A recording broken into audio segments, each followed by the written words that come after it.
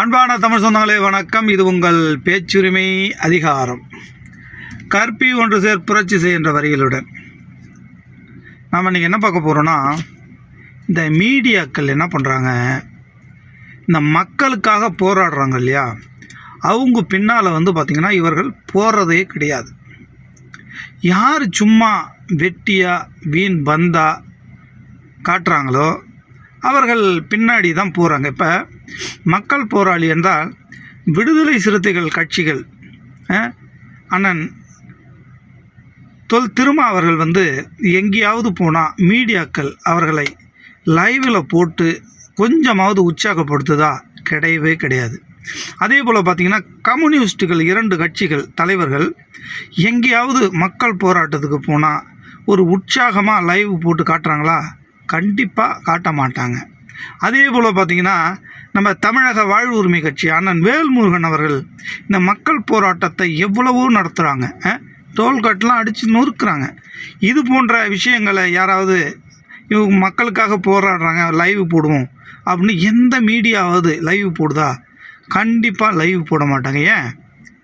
ஏன்னா இதையெல்லாம் லைவ் போட்டால் இவங்களுக்கு பணம் கிடைக்காது. ஆனால் இப்போ புதிதாக ஒரு கட்சி தொடங்கிய நடிகர் அவர் எங்கே போனாலும் விஜய் அவர்கள் வருகிறார், விஜய் அவர்கள் பாத்ரூம் போகிறார், விஜய் அவர்கள் பல்லு விளக்குகிறார், விஜய் அவர்கள் சாப்பிட போகிறார், இப்படி என்று விஜய் விஜய் விஜய் விஜய் விஜய் தன்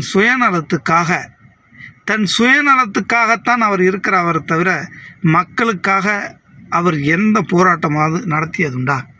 இல்லை, நான் கேட்குறேன், மக்களுக்காக இதுவரை ஏதாவது ஒரு போராட்டம் நடத்தியது இந்த மீடியாக்கள் சொல்ல வேண்டும். கண்டிப்பாக சொல்லவே முடியாது. ஏன்னா அவர் மக்கள் போராட்டத்திலே இல்லை. இப்போ கூட பார்த்திங்கன்னா தேர்தல் முடிந்த பிறகு நேற்று திருச்செந்தூர் முருகன் கோயிலுக்கு போயிருக்காங்க. ஆனால் இவர் முருகன் கோயில் போயிடுறதுக்கு பார்த்திங்கன்னா ஒரு விளம்பரப்படுத்த வேண்டியது. அப்போ அங்கே மக்கள் அதிகமாக மக்கள் கூட வேண்டியது. இந்த மீடியாக்கள் என்ன பண்ணுறாங்க, உடனடியாக விஜய் அவர்கள் முருகன் கோவிலுக்கு தரிசனம் செய்து வைத்து விட்டார், முருகன் கோவிலை அங்கே பார்த்தார், முருகன் கோவிலை இங்கே பார்த்தார், விஜய் அவர்கள் கடலில் குளித்தார், அப்படி பண்ணார் இப்படி பண்ணாருன்னு சொல்லிட்டு ஒரு அதிகமாக விளம்பரப்படுத்தி இந்த விஜயை காலி பண்ண இந்த மீடியாக்கள் நினைக்கிறது.